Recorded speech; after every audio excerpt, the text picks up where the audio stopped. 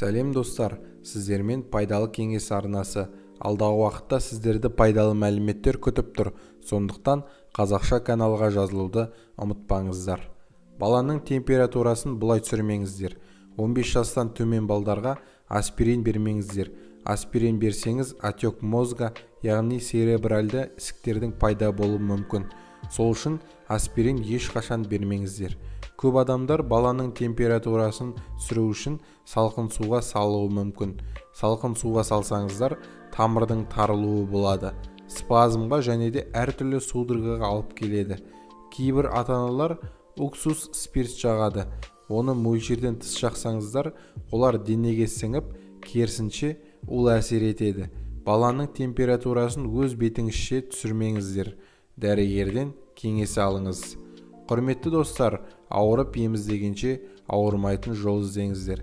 Сондықтан менің каналыма жазылып, лайк басып, коммент жазуды ұмытпаңыздар.